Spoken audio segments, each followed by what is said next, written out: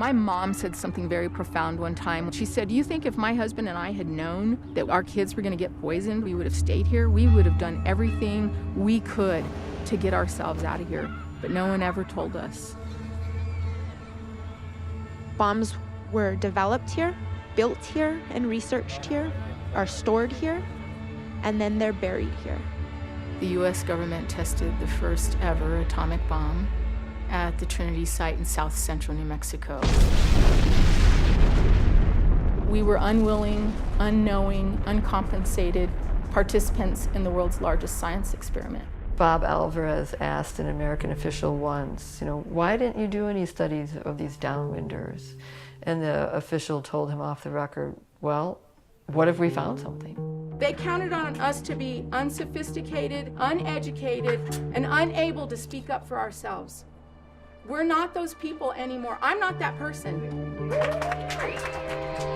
General Groves and Oppenheimer said, in the future, we've got to be at least 150 miles from population. The plutonium has a half-life of 24,000 years. I'm 7,000 generations. Yeah, I'm sure it's still, thank you, 7,000 generations. Look at all them hills. Every one of them got a ranch on it. And everybody died of the same thing.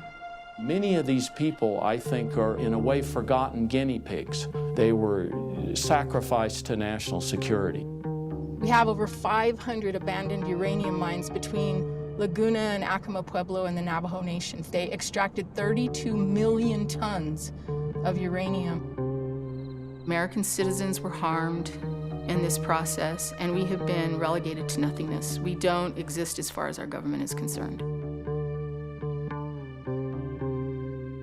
I will continue to do this until the day that they finally acknowledge or until the day that they put me in the ground. Ms. Cordova.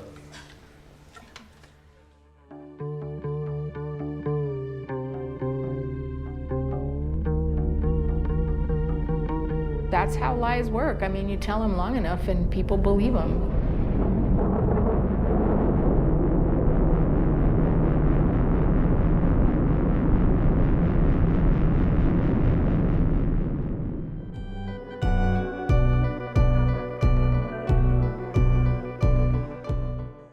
Big revelation, OpenAI, the company behind the ChatGPT, announced that it has disrupted a covert influence campaign originating from Israel.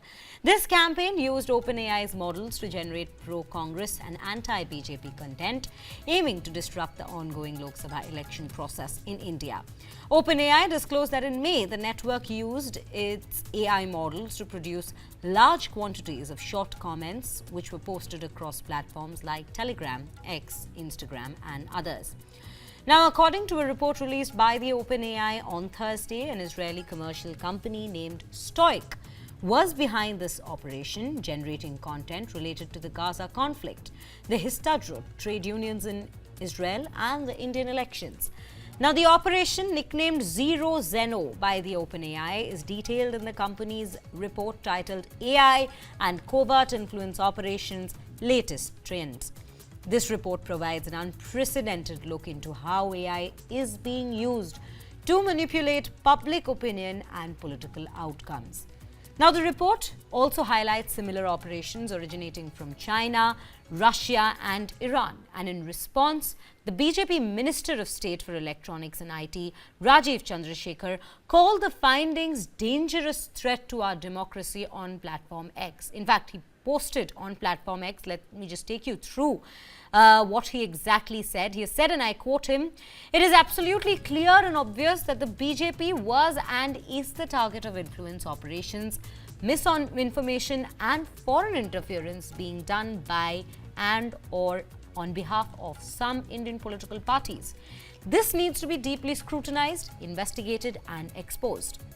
In fact, OpenAI noted that the operation targeted audiences in Canada and United States and Israel with the content in English and Hebrew. In early May, it began targeting Indian audiences with English language content. OpenAI successfully disrupted the activity focused on India's elections within 24 hours of its onset.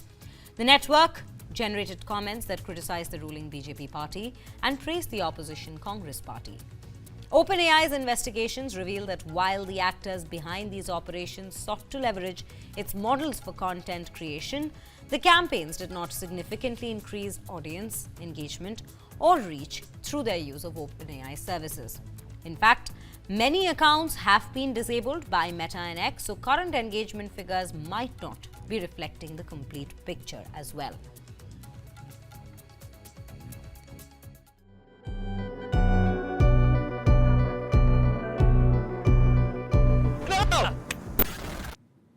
Oh, wow. The quickest way from a billion points of data to a point of view. SAS Via.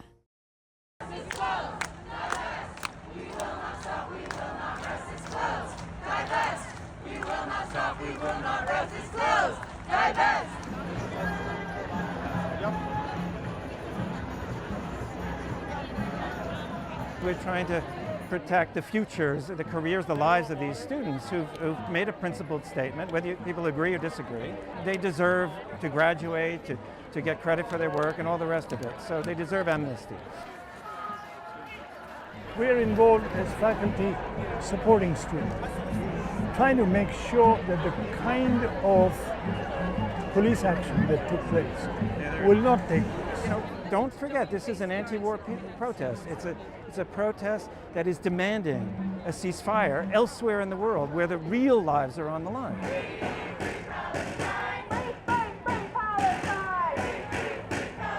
We demand boycott, no further engagement with Israel. On the topic of amnesty, they've given us nothing more than further disciplining of students, essentially stifling the student movement and ensuring that it does not grow. We're open to negotiation if the university wants to meet us on the negotiating table. If not, we're willing to stay out here.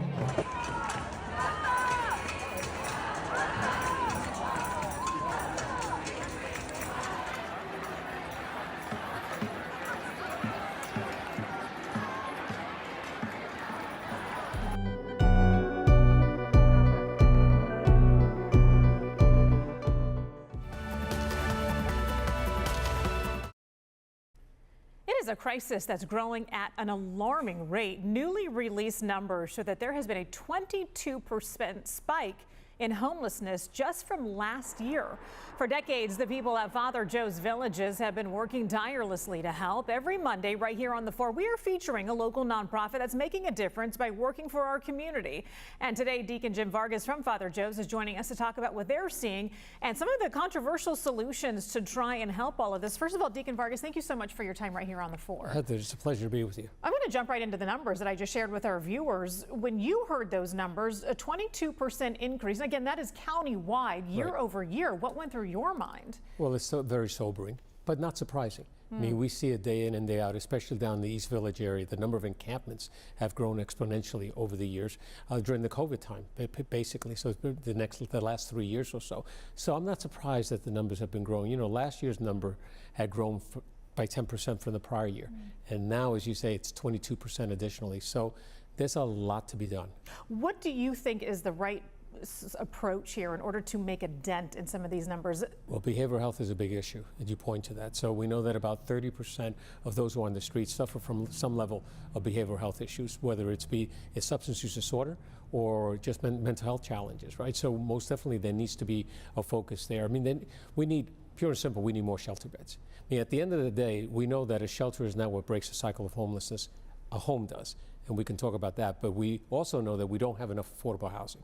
So in the interim, what we need are shelter beds, and we don't have enough shelter beds. I mean, of the 10,300 individuals who are homeless now in the city of in the county of San Diego, excuse me, half of them are on the streets, right? So there's a lot more that needs to get done. What's your capacity on average?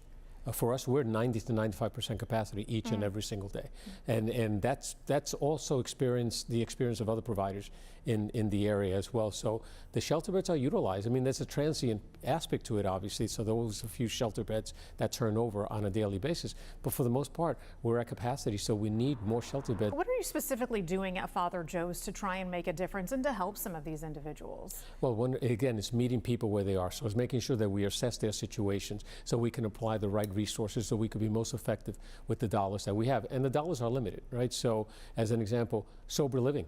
we find that individuals, especially if they've been within substance use disorder for a period of time and have kicked that habit and now want a sober living type of an environment because they don't want to be tempted.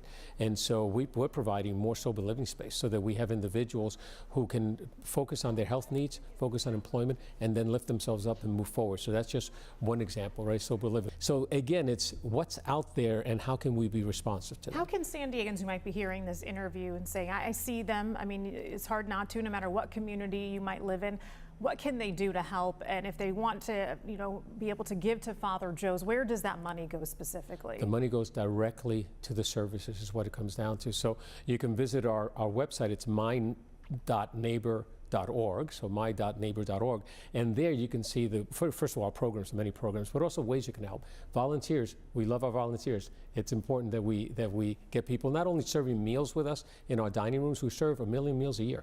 Right, breakfast, lunch, and dinner in 2 dining rooms. But also, there are other ways to be involved. We have 4 retail stores around the city, right? So you can donate lightly used articles, anything that you have that can be turned around either because we sell it or we auction it, or and turned it to the proceeds into services. Basically, everything goes to the bottom line, to helping people. Well, hopefully, by the time that you and I chat again, we will start to see a huge difference here in San Diego County. We need to. Absolutely. All right. Deacon Jim Vargas from Father Joe's Villages, we certainly appreciate your time. Thank you for what you're doing right here in our community. I appreciate you having me. Thank you. God bless.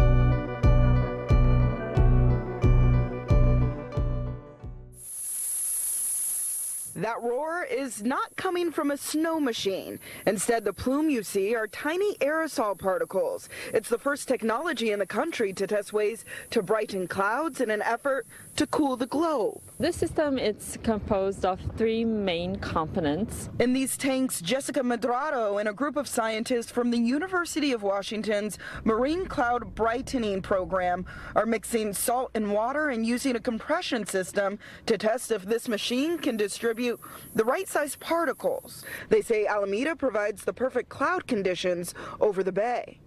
If you make the particles that are too small, they are not going to create the effect that you want in this marine cloud.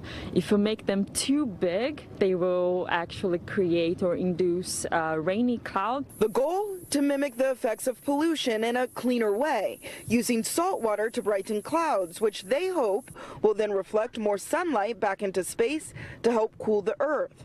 Still in the early phases, Program Director Sarah Doherty says right now they need to figure out if it's even possible and how much impact it could have.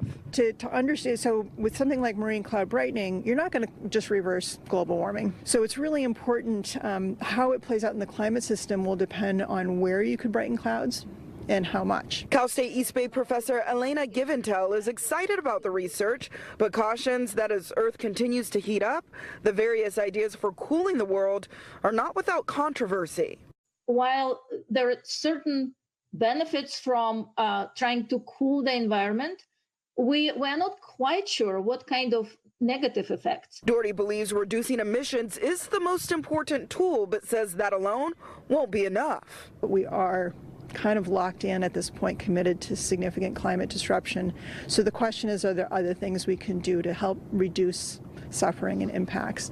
And this might be one of them. The group of researchers plan to be here throughout the summer. They also hope that they can make this an educational experience for those who visit the museum. In Alameda, Valina Jones, NBC Bay Area News.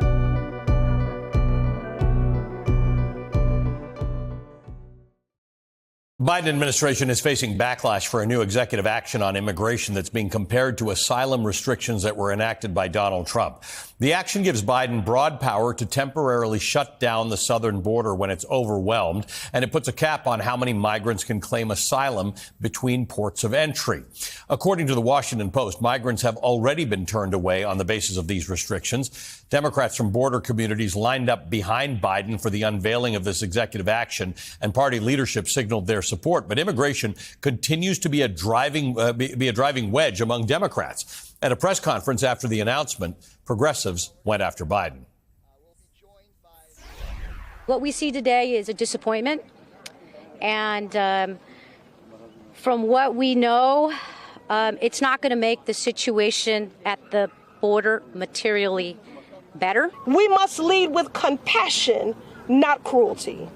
I urge the White House to immediately reverse course and work with us to build a just immigration system. So as you heard there, many have compared Biden's executive action to similar, ultimately futile attempts by the Trump administration to restrict asylum. And it bears some truth. They utilized the same legal clause, Section 212F of the Immigration and Nationality Act. Trump tried to use it for a similar restriction on asylum claims at the Mexican border, but it was struck down in court. The ACLU argued that case and plans to take Biden to court over this executive action as well. That's because the right to seek asylum is enshrined in both U.S. and international law. In the United States, the Refugee Act of 1980 created the current basis for asylum. But the right to asylum was truly birthed out of World War II, after which it was included in the United Nations Universal Declaration of Human Rights. Joining me now is Caitlin Dickerson, investigative reporter and feature writer at The Atlantic, and Paula Ramos. She is a journalist and MSNBC contributor and the author of the forthcoming book, Defectors, Rise of the Latino Far Right and What It Means for America. That book will be out in September, and we're getting Paula back to talk about it when it comes out. Welcome to both of you. Thank you for being here. Paula, both of you on social media have emphasized a crucial fact and distinction about asylum as this was announced. It's not a loophole. Some publications describe it as a workaround to regular immigration. So let's clear the air. Asylum is a separate process that people are entitled to. It's not a loophole. Absolutely. I mean, you said it perfectly, Ali. Every single human being has a legal right to seek asylum. And if I may, I'm going to read something very quickly because I think this will illuminate what we're talking about. Here's what I'm going to read. We should enforce our immigration laws with dignity, not turn away those fleeing violence, war, and poverty. Do you know who tweeted that in 2019? Who did? That was Joe Biden. Yeah. Joe Biden. In 2019, that's exactly what Joe Biden was saying, essentially what you just articulated in your introduction, because what happens if you turn away migrants? What happens if we create this scenario? The following. Migrants and asylum seekers' lives will be in the hands of the cartels. The cartels will be able to hold asylum seekers hostage. Asylum seekers will be exposed to violence, to sexual violence. Many families will have to be sleeping in tent cities. Families will be hungry. There will be even in worse conditions. And many asylum seekers will then be repatriated to countries that are death sentences. And so I think the administration was very clearly, because they've been making these statements for many, many years at this point, that what is happening is not just legally dubious, but morally, more than anything, the morality behind this decision is what we should be questioning. Why now, when they know exactly what this is going to create? Caitlin, help me understand how this is similar to or different from Donald Trump's attempts to limit asylum. So this border ban, if you will, is more nuanced and limited than those that we saw Donald Trump, when he was president, put into effect. So unaccompanied minors are exempt. And there are also, victims of very severe torture are exempt. But importantly, there are opportunities for Border Patrol agents on the ground to say, look, for whatever reason, we're overwhelmed because of operational capacity. We're going to hit pause on this policy. That's built into it. Will those limitations actually make a meaningful impact? Probably not, particularly that last one, right? The folks working at the border tend to be the most overwhelmed and frustrated with the people they're dealing with. And so the idea that they might say, hey, let's hit pause and give more people access to asylum right now in a way that's going to slow down our processes, it's not particularly likely. And I think that, these nuances and specificities are important to point out, as is the fact that overall this sends a message that reinforces, is being viewed as one that reinforces Donald Trump's ideas about asylum and about the border, that asylum in and of itself is a law-breaking act, even though we know that's not true. Paula just explained that. And also that we're being invaded and that immigrants need to be stopped from entering the country. That's what this ban, that's the message that this ban seems to be sending, rather than something like talking about this recent economic consensus that's come up, where economists are saying, actually, a big part of the reason why the U.S. is doing so well is because of immigration. You're just not hearing that from the Biden administration or from Democrats right now.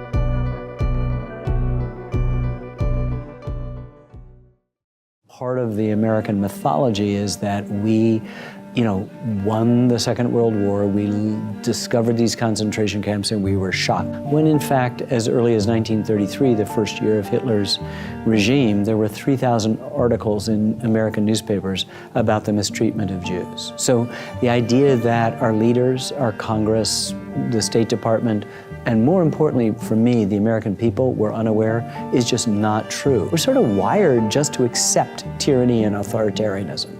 And this thing, a democracy or a republic, is going to take a little bit of extra effort.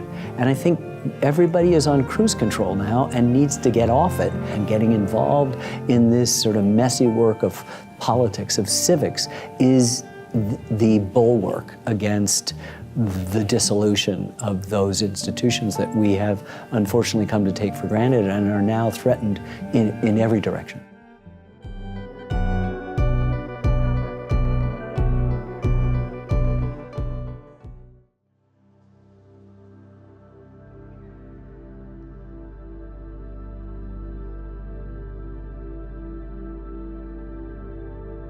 For all the veterans that's out there that have lost their place, that feel that they're exiled, come to the mountains, man. Find peace. Find your peace. The war don't stop once you get back. It don't.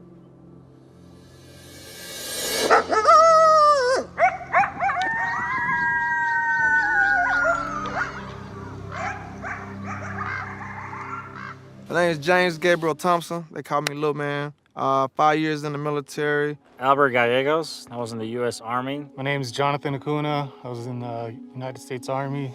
I'm Matthew Simmons, co-founder of the Lockwood Animal Rescue Center. We offer sanctuary to wolves and wolf dogs that have been bred domestically. We protect wildlife.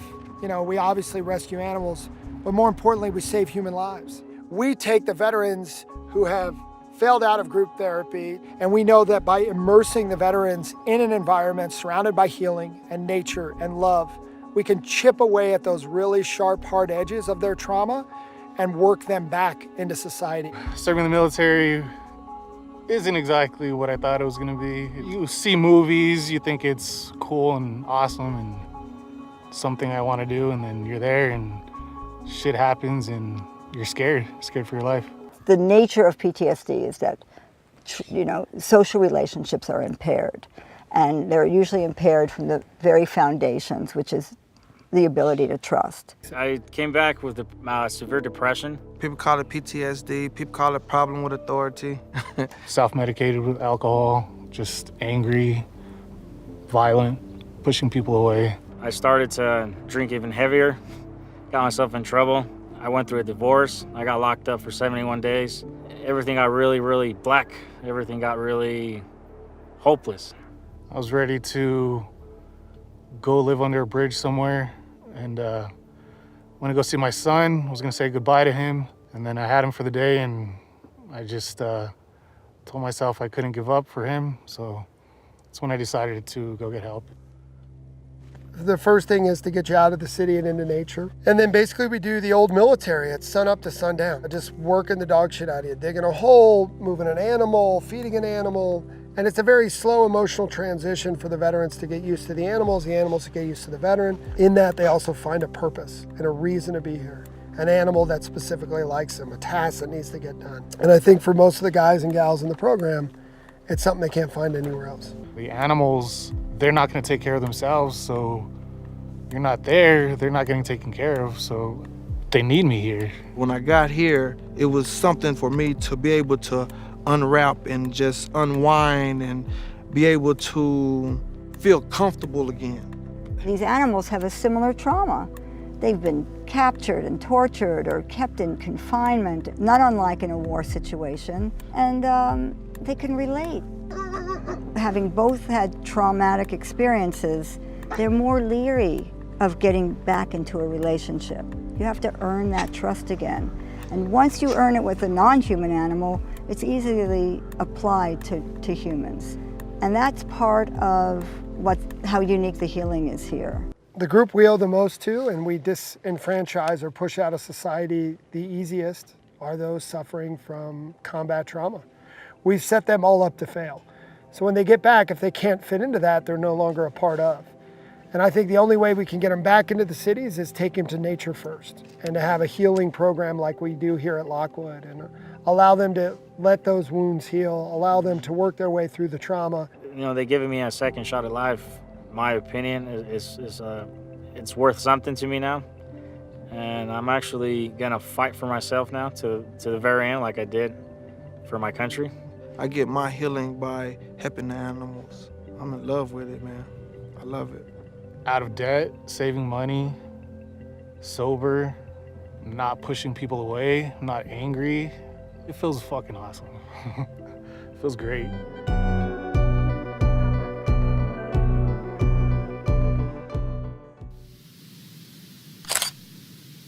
These images capture the restoration of an ancient 4,000-year-old dugout canoe which was salvaged from the bottom of a lake in southern Germany. The 4,000-year-old canoe was discovered in Lake Constance, located on the borders between Germany, Switzerland and Austria. The German state of Baden-Württemberg, which is carrying out the restoration project, announced that it would begin the restoration process of the 8-metre canoe very shortly. The vessel, which researchers believe dates back to 2400 to 2300 BC, was first identified in the second half of 2018, and it's considered to be the oldest known watercraft ever found in the lake.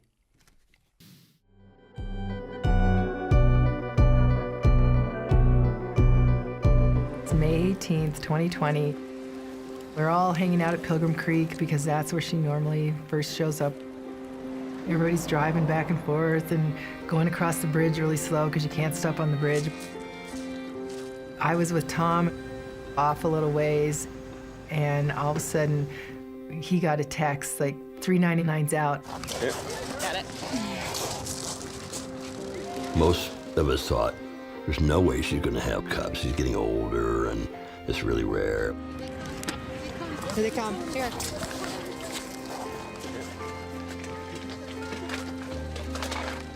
And sure enough, here she comes with 4 cubs. I said to myself, this is an amazing, special day.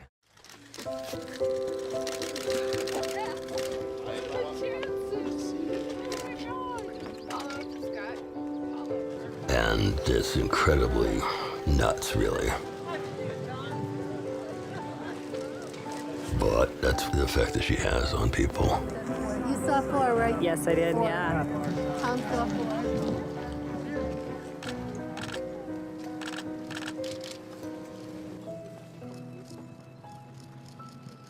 Local celebrity bear 399 emerged from her den in Grand Teton National Park this week, delighting onlookers with a surprisingly large litter of 4 cubs.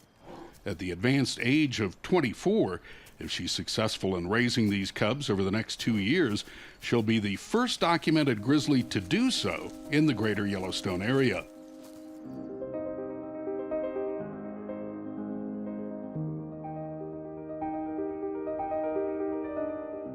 Grizzly bear 399, she's known as the matriarch or the queen in Grand Teton National Park.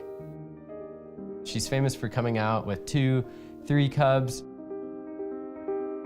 and now miraculously came out with 4 cubs, which is very rare. That's like a human having quadruplets. She's off the charts famous. If you meet people out on the side of the road and, you know, and they're like, have you seen 399? We want to see 399. Where's our best chance of seeing her? We just want to see her.